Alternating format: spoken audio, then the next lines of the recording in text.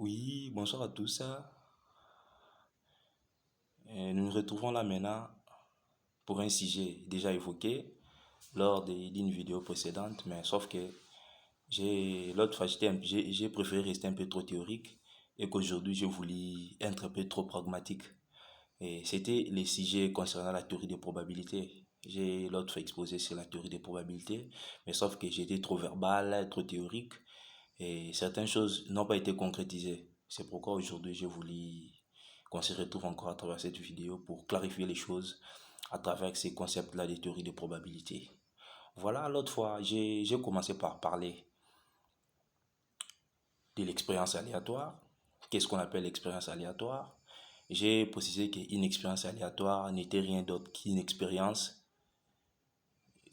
Une expérience aléatoire n'était rien d'autre qu'une expérience dont on ne sait pas prédire les résultats. Pourquoi? Du fait que nous ne maîtrisons pas toutes les causes qui peuvent influencer ces résultats. Et qu'est-ce qu'on peut donner comme exemple d'une expérience aléatoire? L'autre fois, j'ai évoqué l'exemple d'un dé. Un dé à 6 faces où il faut jeter, faire les lancers et on ne sait pas d'un moment à l'autre quelle est la face qui va apparaître. C'était une expérience aléatoire, on ne sait pas prédire. Et l'exemple aussi d'un jet à pile. Les piles face où il faut jeter, donc on ne sait pas si on aura pile ou on aura face. C'est aussi une expérience aléatoire. Et les expériences aléatoires concrètes que nous pouvons retrouver dans la nature, c'est peut-être prédire concernant, observant l'atmosphère, prédire s'il y aura pluie ou pas, il y aura orage ou pas, tout ça. Toutes ces prédictions-là se jouent toujours sur des concepts probabilistes. Parce qu'au départ, on ne sait pas préciser concrètement qu'est-ce qui pourrait arriver. On ne sait pas préciser concrètement avec certitude un événement quelconque. On ne sait pas les faire. Pourquoi? Il y a plusieurs facteurs qui entrent et on ne maîtrise pas les facteurs qui peuvent influencer euh, profondément un événement. Donc, ce sont des expériences aléatoires. Et avant que l'hôpital détecte la nature d'un enfant, le sexe d'un enfant, on ne sait pas prédire avant la conception. Donc, disons peut-être la période à la de la fécondation jusqu'à la formation du fœtus. On ne sait pas prédire si ça sera un enfant de sexe masculin ou féminin. C'est aussi une expérience aléatoire. C'est-à-dire, nous avons tant de choses dans la nature qui ressemblent aux expériences aléatoires et que nous-mêmes aussi nous ne nous rendons pas compte. Ce sont des expériences aléatoires. Et je voudrais justement vous dire qu'une expérience aléatoire, en termes mathématiques, c'est désigné par une lettre de l'alphabet grec qu'on appelle les epsilon. Donc, une expérience aléatoire est dénommée par epsilon. Alors, une expérience aléatoire peut admettre des répétitions, c'est-à-dire on répète une expérience aléatoire à plusieurs fois. C'est-à-dire on parle des répétitions d'une expérience aléatoire ou essai d'une expérience aléatoire. Alors, il y a aussi ce qu'on appelle événement aléatoire. Un événement aléatoire n'est rien d'autre que un événement qui peut ou ne pas se réaliser lors d'une expérience aléatoire. C'est ce qu'on appelle événement aléatoire. Alors, nous avons aussi ce qu'on appelle la symétrie mutuelle lors d'une expérience aléatoire. Alors, on dit qu'une expérience aléatoire satisfait à la symétrie mutuelle si tous les résultats possibles lors de cette expérience ont la même chance de se réaliser. Vous voyez, quand nous jetons un dé, quand nous manipulons un dé, les 6 faces ont tous la même chance de se réaliser. Et la chance là, c'est 1 sur 6. Donc la face 1 jusqu'à 6, tous, ils ont la même chance de se réaliser. Et cette chance-là, ça varie toujours de 1 jusqu'à 6. C'est égal. Et là, c'est ça, on parle de l'équipe probabilité. C'est l'équipe probabilité. En dehors de la symétrie mutuelle, il y a aussi ce qu'on appelle la régularité statistique. La régularité statistique n'est rien d'autre que quand nous avons une expérience aléatoire, du genre epsilon, une expérience aléatoire a plusieurs répétitions. Admettons que les epsilon 1, epsilon 2, epsilon 3, jusqu'à epsilon n, c'est la répétition de l'expérience aléatoire que nous considérons. Et supposons que si l'expérience aléatoire est liée à un événement, par exemple noté A, Alors, de N1, N2, N3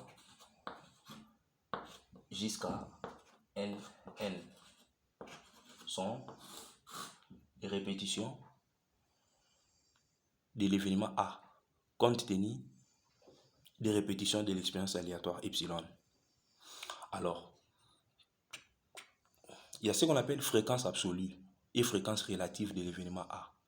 Un événement A, c'est un événement aléatoire. C'est-à-dire un événement aléatoire est noté toujours par une lettre majuscule de l'alphabet français, soit A.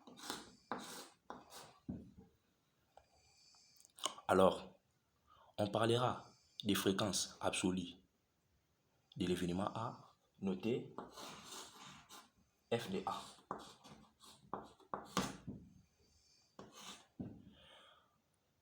Et alors, dans ces cas, la fréquence absolue de l'événement A est notée de cette manière et la fréquence relative de l'événement A sera notée rho J de A, qui n'est rien d'autre qu'un rapport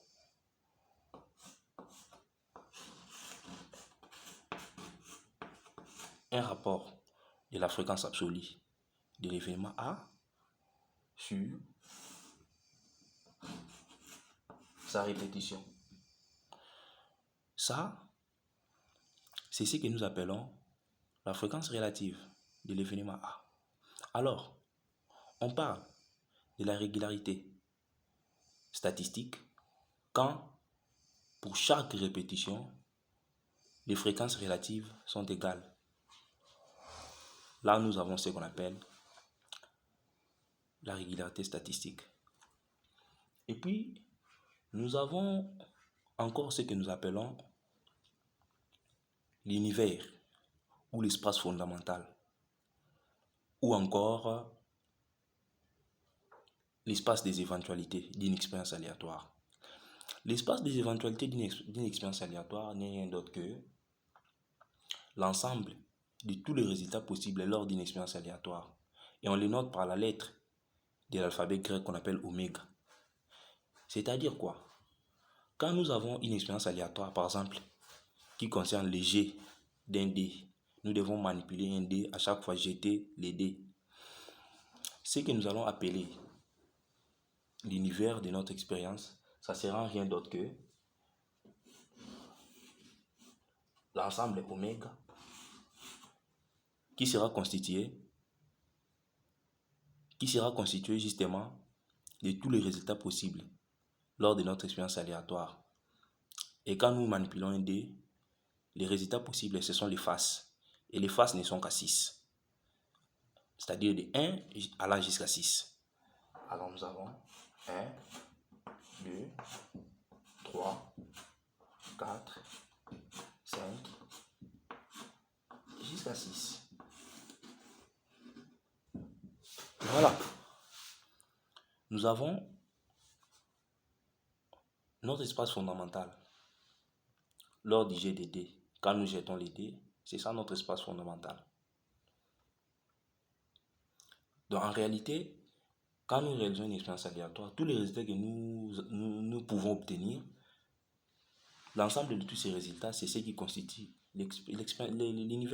l'univers ou l'espace des éventualités de notre expérience aléatoire. Donc c'est un peu ça. Il y a aussi ce que nous appelons les sigma-algèbres. Les sigma-algèbres ou les sigma-algèbres des événements. Les sigma-algèbres des événements que nous notons les arons.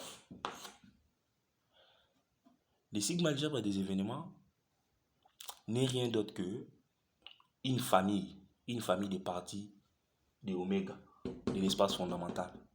C'est une famille de parties de oméga, cet espace fondamental. C'est ce que nous appelons la sigma-algèbre des événements. Et cette sigma-algèbre des événements vérifie deux lois. Il vérifie deux lois. Quelles sont ces deux lois? La première est telle que si nous avons un élément de la sigma-algèbre, son complémentaire doit réellement se retrouver dans le sigma-algèbre. Si nous avons un certain nombre d'ensembles finis de la sigma algèbre, alors leurs unions doivent également appartenir à la sigma algèbre. Ce sont les deux propriétés qui remplissent un sigma algèbre. Et je vais, sans plus tarder, passer à la notion de probabilité. Comme on a toujours voulu entendre parler de ça, on va passer à la notion de probabilité. Quand on parle de la probabilité, je vais évoquer trois définitions. Il y a trois définitions quand on parle de probabilité. Il y a la définition classique ou la définition de Kolmogorov. La définition classique ou la définition de Laplace. Et nous avons la définition fréquentielle. Et en dehors de la définition fréquentielle, nous avons aussi cette troisième définition que nous appelons la définition de Kolmogorov ou la définition mathématique ou axiomatique. Je partirai d'abord de la définition classique de la probabilité.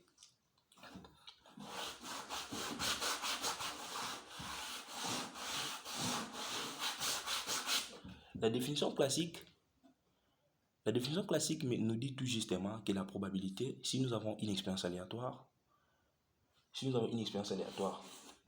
oméga, qui remplit la symétrie mutuelle, c'est-à-dire tous les événements, les résultats ont la même chance de se réaliser, et nous avons un événement A qui est lié à l'expérience epsilon. Alors, ce qu'on appelle probabilité de l'événement A lié à l'expérience epsilon, selon Laplace, c'est tout justement le nombre de cas favorables à la réalisation de l'événement A, c'est le nombre de cas également possibles. C'est-à-dire la formule est dénommée de cette manière. Nous avons la probabilité de A qui vaut le nombre de cas favorables à A sur le nombre de cas également possibles.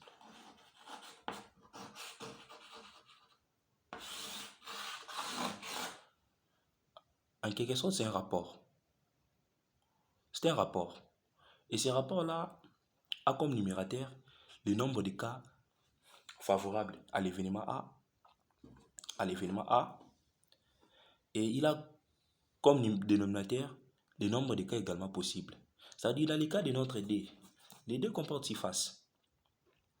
S'il faut calculer la probabilité d'une face, il faudrait tout simplement prendre l'éventualité d'une face divisé par l'éventualité de toutes les faces, qui vaudra 1 sur 6. C'est-à-dire, pour chaque face, on aura une seule éventualité 1. Et toutes les faces, nous comprenons, les deux comprennent 6 faces. Donc, on aura 1 sur 6. Ça signifie que quand nous avons un D, chaque face a la probabilité d'être obtenue de 1 sur 6. Et c'est égal pour toutes les faces. Donc, c'est un peu ça la probabilité, au sens de Laplace, au sens classique. Et quand nous parlons de la probabilité, la deuxième définition, c'est la définition de la probabilité, la définition fréquentielle de la probabilité. La définition fréquentielle nous dit justement que la probabilité d'un événement A qui remplit la régularité statistique. Je viens d'énoncer la notion de la régularité statistique. La régularité statistique n'est rien d'autre que cette égalité-là des fréquences relatives en différents essais. Alors, une expérience aléatoire qui remplit la régularité statistique et un événement A relatif à cette expérience aléatoire, pour calculer la probabilité de cet événement, il faut tout justement calculer la limite de la fréquence relative de cet événement. C'est-à-dire, nous aurons la probabilité de l'événement A, ça sera la limite de n tendant vers l'infini de la fréquence relative de l'événement A. Vous voyez qu'ici, déjà, la notion de limite intervient. Quand il faut parler de la définition fréquentielle, on voit déjà que la notion de limite intervient. Mais n'oublions pas qu'il y a aussi une troisième définition qui est la définition de Kolmogorov, ou la définition mathématico-axiomatique. La définition de Kolmogorov nous dit que la probabilité n'est rien d'autre qu'une application. Quand on atteint une application, on voit déjà l'analyse mathématique, on voit les maths. Toute application a toujours un ensemble d'arrivées. et un ensemble de départ et un ensemble d'arrivée. Alors, la définition suppose que la probabilité n'est rien d'autre qu'une application. Et cette application a pour ensemble de départ la sigma algèbre des événements dont je viens de parler à peine là. Et cette application a comme ensemble d'arrivée l'intervalle R. En quelque sorte, pour être un peu plus étendu, on parle de l'ensemble R, mais en quelque sorte, la probabilité, c'est tout justement un nombre compris entre 0 et 1. Ça signifie que c'est une application qui va de la sigma algèbre des événements vers l'intervalle. Quand on dit R, en quelque sorte, c'est une partie de R, un segment, c'est-à-dire un segment allant de 0 jusqu'à 1. Donc, en quelque sorte, nous avons la probabilité comme étant une application allant de la sigma algèbre vers l'intervalle fermé allant de 0 à 1. Eh bien, il y a plusieurs applications qui peuvent avoir sigma algèbre comme étant l'ensemble de départ et puis comme l'intervalle allant de 0 jusqu'à 1, ensemble d'arrivée. Mais c'est pas nécessairement une probabilité. Et on nous dit justement que la probabilité, c'est une application conçue de cette manière qui remplit trois propriétés. Et ces trois propriétés, ce sont des axiomes. Le premier axiome nous dit tout justement que si nous prenons un ensemble dans la sigma algèbre, c'est-à-dire l'ensemble d'arrivée, et cet ensemble-là, ça sera un événement, la probabilité de cet événement sera toujours supérieure à 0, supérieure ou égale à 0. Et cet axiome-là, c'est l'axiome que nous appelons l'axiome de la non-négativité. Le premier axiome de la non-négativité, qui doit remplir cette fonction de probabilité, cette application que nous appelons probabilité. Le deuxième axiome, c'est l'axiome que nous appelons l'axiome de la sigma-additivité ou de l'additivité complète. L'axiome de la sigma-additivité nous dit tout justement que si nous avons une union des événements nommés de cette manière, n événements, i allant de 1 jusqu'à n, l'union des ai événements. Alors, cet axiome nous dit tout justement que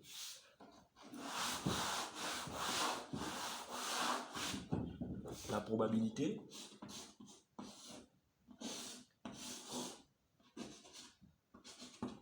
de l'union de ces événements, vaut la somme de n événements avec i allant de 1 des probabilités de chacun des événements. Voilà ce que nous propose ces deuxième axiome, l'axiome de la sigma-additivité, de l'additivité complète. Et pour n événements allant de 1 jusqu'à n, et ces événements doivent être disjoints ou exclusifs, c'est-à-dire l'intersection doit être l'ensemble vide.